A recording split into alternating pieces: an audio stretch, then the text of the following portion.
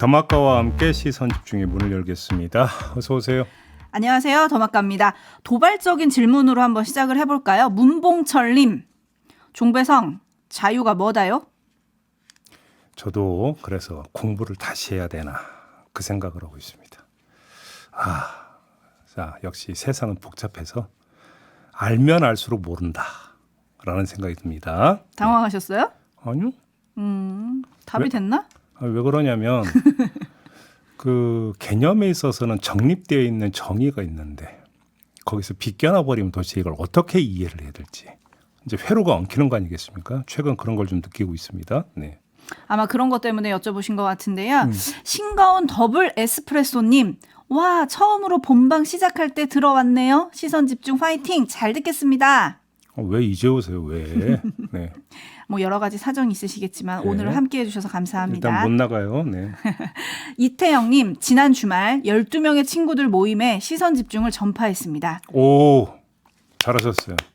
네. 아침에 못 들으면 꼭 유튜브로 다시 보라고까지 했습니다. 매일 아침 우리의 답답한 마음을 시원하게 해주셔서 감사하고요. 오늘도 시선집중 아자아자라고 인사해 주셨습니다. 실제로 듣는지 검열까지 부탁드리겠습니다. 이태영님 듣고 네. 계시죠? 네. 박복현님, 매일매일 기대되는 시선집중, 오늘도 좋은 소식을 들려주지 않을까 하는 기대감으로 귀를 쫑긋. 요즘은 직접 듣는 것보다 다시 보기를 하는 시간이 더 많아서 애청자로서 미안할 뿐입니다. 그래도 하루도 빠지지 않고 꼭 듣고는 있습니다. 네, 좋은 소식은 몰라도 필요한 소식은 꼭 전하고 있습니다. 네, 그리고 생방 못 들으셔도 괜찮습니다. 다시 보기 하시면 되니까요. 그리고 네네. 시간 되실 때는 또 생방으로 함께 해주시면 되고 네. 또 이태영님처럼 여러 명에게 전파까지 해주시면 더 감사하고. 네, 그죠? 그렇습니다. 자, 이렇게 인사 챙겨드리고요. 뉴스와 분석이 함께하는 JB타임즈 오늘 주목할 뉴스들 챙겨드리겠습니다. 첫 번째 뉴스는 오디오로 먼저 만나보시죠. 일제 강제동원 피해 배상에 대한 윤석열 정부의 해법은 일본 전범 기업이 아닌 제3자가 변제하는 방식이었죠. 이 방식을 거부한 일부 피해자와 유족들을 대상으로 정부가 법원에 배상금을 공탁하려고 했지만 번번이 제동이 걸렸는데요. 재판부 역시 받아들이지 않았습니다. 전주지법은 행정안전부 산하 일제 강제동원 피해자 지원재단이 낸 이의 신청을 기각했습니다. 민사 12단독 강동극 판사는 당사자가 허용하지 않으면 제3자가 변제할 수 없다는 민법 제469조를 근거로 들었습니다. 한편 모금 40여일 만에 5억 4천만 원이 모인 시민들의 모금액은 광복절을 하루 앞두고 4명의 피해자와 유족에게 1억 원씩 전달됐습니다. 날개가 있으면 날아갈 것 같습니다. 우리나라를 위해서 모든 우리 힘으로 이렇게 해치고 나가신 것이 참 거룩하고. 피해자와 유족들은 정부가 제3자 변제안과 법원에 낸 공탁금을 철회할 것을 강조하면서 일본 미쓰비시의 사죄와 배상을 다시 한번 촉구했습니다. 네, 어제 이 뉴스가 전해졌는데요. 좀 정리 좀 하겠습니다.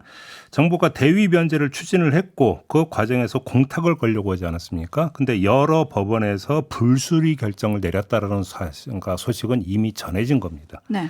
근데 이때 불수리 결정을 내린 주체가 어디냐면 법관이 아니라 공탁관, 그러니까 법원 직원이었어요.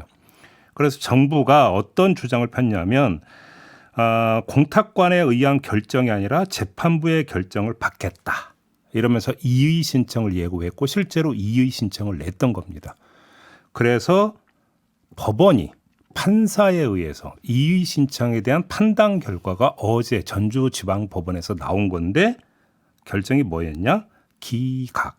네. 이렇게 지금 나왔다라는 겁니다. 기각 이유를 좀 다시 짚어볼까요? 직접적인 이유는 민법 제469조 채무 변제와 관련해 당사자가 거부 의사를 표시하면 제3자가 변제를 할 수 없다는 규정. 이건 뭐 해석의 여지가 없는 거잖아요. 이걸 그러니까 들었습니다. 재판부는 채권자가 명시적으로 반대하는데도 이해관계 없는 제3자의 변제를 허용하는 것은 손해배상제도의 취지와 기능을 몰각시킬 염려가 있다. 이렇게 강조를 했습니다. 그리고 또 재판부가 이렇게 판단 내린 이유를 추가로 제시한 게 있는데요.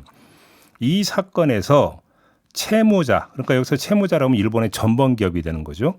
채무자가 배상해야 할 손해는 정신적 고통으로 인한 위자료라면서 채무자에게 제재를 부과함과 동시에 채권자를 보호할 필요성이 현저히 큰 사안이다 이렇게 규정했습니다. 그러니까 채무자에게 제재를 부과를 해야 되는데 제3자가 나서서 대신 변제해 준다면 제재를 부과하는 겁니까? 제재를 면해 주는 것이 되는 거죠.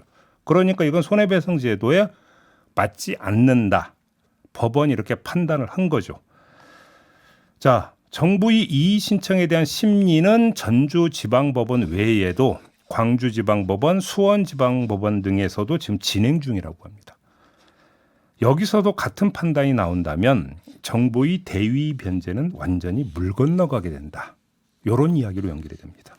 네, 그럼 어떻게 될까 이게 좀 궁금해지는데요. 네. 외교부는 일단 어제 기각이 나온 후에 항고 등 법적 절차를 통해 법원의 올바른 판단을 계속 구해 나갈 예정이다. 이렇게 또 입장을 밝혔거든요. 네. 그러니까 채무자인 전범기업의 국내 재산 매각 절차 이거 외에는 대안이 없습니다. 만약에 법원에서 그러니까 이의 신청을 기각을 해버리면 이거 말고는 방법이 없는 거죠. 그런데 이러면 윤석열 대통령이 일본 가서 했던 약속은 어떻게 되는 겁니까? 사실상 파기되는 셈이 되어버립니다. 자, 정부 입장에서는 난국인데 이 난국을 헤쳐나갈 유일한 방법은 뭐겠습니까? 시간 끌기겠죠. 그래서 조금 전에 지금 더마카가 전해준 외교부의 멘트, 항고 등 법적 절차를 통해서 그러니까 동원할 수 있는 모든 절차는 동원해서 시간을 끌겠다. 아마 이렇게 그러니까 나설 것 같은데 그럼에도 불구하고 논란은 더 커질 게 분명합니다. 그것도 아주 복합적으로 전개될 가능성이 있다. 논란이. 이 점을 봐야 되는 거죠. 복합적이라 함이 어떤 뜻일까요? 월요일에 유튜브 연장 방송에 출연했던 최종건 전 외교부 제1차관이 예상한 바가 있었습니다. 그러니까 오는 18일 한미일 정상회의가 열리는데 여기서 합의 내용 가운데 하나가 과거사 정리 원칙이 될 가능성이 높다. 이렇게 예상한 바가 있었죠. 네. 그런데 미국의 월스트리트 저널이 거의 비슷한 전망 기사를 내놨습니다. 한미일 정상회의의 핵심 목표 가운데 하나로 한일 간 화해를 공고히 하는 것. 바로 이것이다. 이렇게 진단하면서 이 브리셀 거버넌스 스쿨의 통피김 교수의 말을 전하기도 했는데 이 교수는 한미일 정상회의의 핵심적 목표는 기본적으로 한일의 결별을 더 어렵게 만드는 것이다. 이렇게 진단을 했다고 합니다. 오호. 자, 목표가 이렇게 잡히고 있는 상황에서 대위 변제 관련 법원 판단이 계속 나오고 또 이게 계속 논란이 되고 그래서 그러니까 다른 선택지가 없어서 만에 하나라도 일본 전범기업 자산 매각 절차가 계속된다면 이건 불씨가 되는 거죠. 근데 이 불씨가 어떻게 되는 거냐? 논란의 열기를 더 끌어올릴 수밖에 없다. 이런 이야기가 되는 겁니다. 근데 사법 판단을 넘어서 뭔가 정치적으로 우리 정부가요. 네. 다른 해법을 모색한다던가 뭐 또 다른 방안을 모색할 가능성은 없을까요? 그래서 지금 나온 한겨레가 오늘 보도한 내용 하나에 좀 주목할 필요가 있는데요. 행정안전부 산하 일제강제동원 피해자 지원재단, 그냥 재단이라고 줄여서 부르겠습니다. 이 재단이 일제강점기 강제동원 피해자 전원에게 위로금을 지급하는 내용을 담은 특별법을 추진하기로 했다고 합니다. 초안이 나왔는데 이 초안을 보면 강제동원 피해 사망자에게는 1인당 1억 원씩, 그다음에 부상 장애 피해자에게는 1인당 1억 원 이하의 위로금을 국가 예산으로 지급한다. 이런 내용이라고 합니다. 국가 예산으로 지급한다는 겁니다. 일본 가해 기업의 성금 참여 문제는 이 법안에 담겨 있지 않다고 합니다. 그래서 이 법안을 이달 안에 국회 쪽에 요청해서 발의할 예정이라고 하는데 바로 이렇게 이 특별법을 던짐으로써 강제동원 피해자에 대한 배상 문제를 일정하게 희석시키려고 하는 것이 아닌가라고 하는 이런 추정도 가능하겠죠. 하지만 분명히 말씀드릴 게 이 특별법 내용이 오히려 논란을 더 키울 수가 있다. 왜 그러냐면 일본의 가해기업, 전범기업의 성금 참여는 쏙 빠져버렸기 때문에 이러면 제3자 대위변제 논란의 연장선상에 결국은 놓일 수밖에 없다. 이게 대안이 되지는 못할 것이다. 정부 입장에서도. 다만 시간 끌기용이 될지는 모르겠다. 이런 말씀을 드리겠습니다. 그러니까 한마디로 피해자에게 전액 세금으로 위로금을 준다는 거잖아요. 그러니까요. 김상호 님이 이거야말로 제3자 뇌물죄 아닌가요? 라는 촌철을 또 보내주셨는데요. 제3자 뇌물죄. 네. 이런 정도로 좀 비판적인 의견이 들어오고 있다라는 말씀을 좀 전해드리고요. 네. 한편 어제도 대통령은 광복절 기념사에서 한미일 협력을 꽤 강조를 했습니다. 네. 그리고 이번 주에 열리는 한미일 정상회담에서 3국이 합동 군사훈련을 더 자주 하기로 합의할 거다. 이런 전망 이미 여러 차례 나온 바가 있습니다. 더 자주가 아니라 정례화할 거다라는 전망도 계속 나오고 있습니다. 네, 근데 중요한 뉴스가 하나 있었어요. 미국 국방부가 앞으로 우리 동해 바다에서 3국이 훈련을 할 때요. 동해가 아니라 일본해로 표기할 거다. 이런 보도가 어제 나왔습니다. 그러니까 저도 이 보도는 믿기지 않아서 좀 찬찬히 봤는데 보도 내용 중에 합동참모본부 공보실장의 멘트가 소개된 게 있더라고요. 한국은 미국 측에 그러한 사실을 수정해 줄 것을 요구했다. 그러면 이거는 뭐냐면 실제로 이런 일이 있었다. 그 전에도 이런 이야기가 되는 거 아니겠습니까? 그렇죠. 지난 2월에 미국이 동해상에서 한미일 훈련할 때. 그러니까 사실 무근이 아니라 실제로 있었고 그래서 수정을 요청을 했다라는 건데 이것이 결국은 받아들여지지 않았다는 얘기가 되는 거잖아요. 네. 이거는 심각한 문제가 되는 거죠. 이렇게 되어버리면. 그렇죠. 이거는 분명히 우리 정부가 정부의 이름으로 입장을 내놔야 되는 사안이다. 네. 이런 말씀을 드리겠습니다. 네, 미국 국방부가 일본해가 공식 표기가 맞다고 지금 얘기를 한 거거든요. 네. 이건 정말 우리가 참을 수 없는 일 아니겠습니까? 그러면 독도도 다케시마로 표기할 겁니까? 미국에서? 네? 외교부가 트위터에 연락하듯이 빨리빨리 함께 해야 하지 않을까요? 실버마크? 네. 네. 그리고 환장의 커플님이 이런 댓글을 보내주셨는데요. 어제 광복절 경축사를 듣고 여러 가지 생각이 들었습니다. 네. 제 짧은 머리와 가슴으로는 이해할 수 없는 부분이 있기도 했는데요. 국민들은 어떤 느낌이셨을지 궁금합니다. 라고 또 보내주셨는데요. 그거는 3부에서 여야 평가를 듣는 시간이 마련되어 있습니다. 그때 좀 귀 기울여 주시기 부탁드리겠습니다. 네, JB타임즈 다음 주목할 뉴스 어떤 겁니까? 대전 동구의 한 대학 기숙사에 머물던 베트남 스카웃 대원들이 지난 12일 철수를 했습니다. 이때 벌어진 장면이 온라인 커뮤니티에 올라왔습니다. 119 구급차로 잼버리 대원들의 짐을 옮겨주는 모습이었습니다. 이 사진을 올린 사람은 대우받아야 할 분들인 119 구급 대원분들을 짐꾼으로 캐리어 꽉 채우고 출발했다가 금방 다시 돌아와 상차하는 것 보니 구급차로 짐 셔틀 하나 봅니다라는 글까지 적었습니다. 이 게시글을 본 한 시민이 국민신문고를 통해서 소방당국 지휘 책임자를 경찰에 고발하고 보건복지부에 관련 민원을 제기를 했다고 합니다. 네, 그래서 경찰이 수사에 착수했다 이런 소식이 전해졌는데요. 네. 법 위반입니까? 응급의료법과 시행규칙 어디에도 구급차의 용도로 짐 나르기가 규정돼 있지 않습니다. 그러니까 당연히 법 위반에 해당이 된다고 봐야겠죠. 그래서 전국 공무원 노조 소방본부도 성명을 냈는데요. 이 성명을 통해서 대전에 배정된 1,400여 명의 스카웃 대원을 위해 구급차를 6대나 동원했다. 이 사실을 밝히고 무분별한 119 구급차 동원에 대한 적극적인 방지 대책을 수립하고 권한을 남용해서 119 구급차를 동원한 이에 대한 책임 관계를 분명히 해야 한다. 이렇게 촉구를 했습니다. 이에 대해서 대전 소방본부가 해명이란 걸 내놨는데요. 이런 겁니다. 한번 들어보시죠. 편도 1차선이에요. 관광버스 같은 게 대놓으면 거기 사고 위험성이 높은 그 굴곡진 도로거든요. 아이들 안전도 그렇고.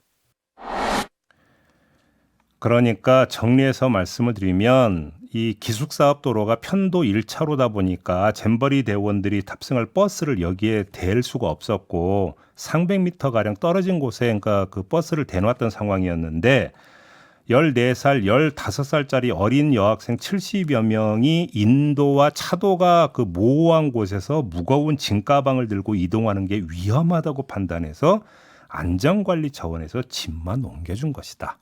이런 해명이거든요. 이 해명을 듣고 나니까 궁금해지는 게 저는 생겼습니다. 평소 거동이 불편한 노인이나 장애인이 짐을 들고 인도와 차도가 모호한 곳을 지나갈 때 119 구급 차량이 짐 실어준 적이 있습니까? 없습니까? 저는 아무리 기억을 더듬어 봐도 그런 장면 본 적이 없습니다. 해명도 좀 적당히 해라. 가려가면서 해라. 좀 이런 말씀을 드리겠고요. 옛말에 과공비례란 말이 있습니다. 지나친 공경은 예의에 오히려 부합하지 않는다. 대충 이런 뜻이 될 텐데 과공 불법이다. 이런 말씀을 드려야 되는 거죠. 지나치게 공경하다 보니까 불법을 저질렀다. 이런 얘기 되는 거 아니겠습니까? 네, 뭐 좁은 도로로 이동하는 게 위험해 보여서 현장에 있던 행안부 직원의 요청에 따라 이렇게 했다라는 해명도 나왔었는데요. 아이고. 봉천 사거리님, 이런 거 지시하는 사람이 직권남용 아닌가요? 라고 좀 꼬집어 주셨고요. 네. 또 많은 촌철님들은 그러면 그 친구들 들어갈 때는 짐을 누가 옮겼을까요? 그러니까요. 네, 뭐 해당 구급차는 잼버리 대원들을 위해 별도로 배치한 것이기 때문에 다른 소방 활동에는 지장을 주지 않았다. 이런 설명도 덧붙였습니다만 국민들이 납득할지는 좀 미지수네요. 뉴스와 분석이 함께하는 제이비타임즈 다음 주목할 뉴스는 어떤 겁니까? 서울시가 서울형 육아휴직 장려금을 9월 1일부터 신청받는다고 어제 밝혔습니다. 그러니까 회사에서 받는 육아휴직급여와 별개로 1인당 최대 120만 원씩 부모가 모두 육아휴직을 쓸 때는 가구당 최대 240만 원, 그러니까 아빠 120만 원, 엄마 120만 원 따로따로 다 받을 수 있다라는 겁니다. 대상은 가구 소득이 중위소득 150%, 그러니까 월 665만 3천 원 기준 그 미만이면 신청을 할 수 있다고 하고요. 1년 이상 계속해서 서울시에 주민등록이 된 엄마, 아빠 그리고 고용보험에 가입된 상태로 2023년 1월 이후 육아휴직을 사용해 휴직급여를 6개월 연속으로 받아야 한다. 이런 조건이 달려 있다고 하는데 이 소식을 전하면서 아주 간단한 의문이 하나 들었습니다. 뭐죠? 서울시가 장려금을 주는 이유는 육아휴직 급여가 통상임금의 80%로 그리고 그 상한액이 150만 원으로 제한되어 있기 때문입니다. 그러니까 육아휴직을 하면 자연스럽게 소득 감소가 발생하기 때문에 이걸 보전해 주겠다. 이런 취지로 이해를 해야 되는 거 아니겠습니까? 세금 들여가지고. 네. 자, 그럴 바에는 육아휴직급여를 통상임금의 100%로 하면 안 되는 겁니까? 그럴 바에는 어차피 이렇게 쓰나 저렇게 쓰나 세금은 투입되는 거잖아요. 그러면 아니 출산 장려한다면서 애 먼데 돈 쓰지 말고 차라리 이렇게 심플하게 하는 게 더 실속 있는 거 아닌가요? 뭐 이렇게 복잡하고 어렵게 합니까? 답을 아시면서 예산 때문에 그렇겠죠. 그런가요? 땡땡님이 네. 어차피 1억 더 들어요. 그거 받아도 1억 더 든다고 애 키우는데 이런 네. 얘기신 것 같아요. 네. 근데 저는 애초에 이런 생각이 좀 들더라고요. 부모 중 한 명이 육아휴직을 1년 이상 쓰면 120만 원 주는 거고요. 네. 부모가 모두 사용하면 240만 원 준다는 거잖아요.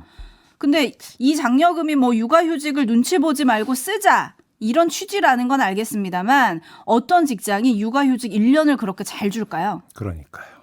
그리고 또 이게 액수도요. 1년에 120, 둘이 합쳐서 240. 이거 다달이 준다는 얘기 아니죠. 그러니까 나중에 이제 쓰고 나서 사후 신청도 가능하다라는 거죠. 근데 어쨌든 1년에 이렇게 준다는 거 아니에요? 그러니까 한 달에 10만 원이 되는 거죠. 그럼. 근데 애 키울 때 돈이 얼마나 들까요? 더 들겠죠. 네. 넘어가겠습니다. 네. 제이비타임즈 다음 주목할 뉴스는요? 짧게 전해드려야 될 것 같은데 편의점 CU를 운영하는 BGF 리테일이 안양시 동안구의 한 상가에서 아이스크림과 과자, 식음료 등을 무인 판매하는 소매업자를 상대로 소송을 냈습니다. 영업금지 및 손해배상 청구 소송이었는데 서울중앙지법 민사 24부가 이 청구를 기각을 했는데 BGF 리테일이 소송을 제기한 이유가 이 그 분양계약서에 보면은 각 호실별로 아동복, 내일유 등 영업업종이 지정돼 있고 동일업종은 영업할 수 없다고 돼 있는데 편의점과 비슷한 가게를 차렸다. 뭐 이런 취지. 그래서 우리한테 손해를 끼쳤다. 이런 건데 재판부는 이걸 기각을 해버렸습니다. 왜 그러냐면 분양계약서에서 지정된 업종은 아동복과 내일유일 뿐이고 편의점, 슈퍼마켓, 마트, 기타 소매점 업종을 지정해서 분양했다고 볼 자료가 없다. 라고 하는 걸로 기각 결정을 내렸다고 하는데요.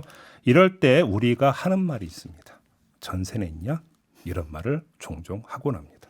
그러니까 간단히 정리하면 편의점 옆에 아이스크림 가게 열었다고 그 아이스크림 가게 주인을 소송했다는 거잖아요. 그렇죠. 그럼 편의점 가까운 곳에 또 편의점 허가해주는 본사의 행태는 어떻게 봐야 될까요? 반성해야 되는 건데 반성을 안 하죠. 그렇죠? 네. 네. 마무리할까요? 네. 더마카 수고하셨습니다. 고맙습니다.